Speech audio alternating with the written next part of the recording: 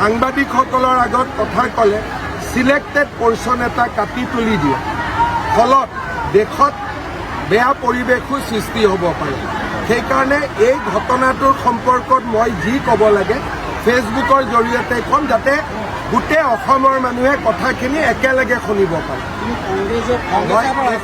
মই একোৱে নকওঁ এই বিষয়ত। আপোনালোকক ক'ব লাগিলে আপোনালোকে সোধা প্ৰশ্নখিনি মই বুজি ল'ম, উত্তৰখিনি কিন্তু মই ফেচবুকৰ জৰিয়তে দিম, যাতে সকলোৱে একে কথা শুনিব পাৰে, একে কথা বুজিব পাৰে। নহ'লে এটা টিভি এটা কাটিব, এটা টিভি এটা কাটিব, আৰু পৰিৱেশটো বেয়া হোৱাৰ সম্ভাৱনা থাকে।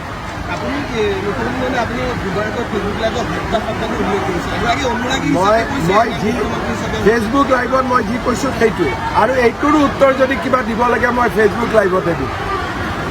ঠিক আছে? নহয়, বিশ্বাস নহয়। আপুনি যিটো কাটিব, বেলেগ টিভিয়েটো বেলেগ কাটিব।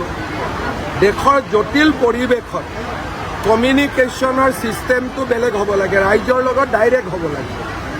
দেশত যেতিয়া জটিল পৰিৱেশ থাকে, মুখ্যমন্ত্ৰীয়ে ৰাইজৰ লগত ডাইৰেক্ট কথা পাতিব লাগে। মাধ্যমৰ জৰিয়তে কথা পাতিলে এটা শব্দও যদি AI জৰিয়তে ড্ৰপ কৰি দিয়ে কি হ'ব পাৰে?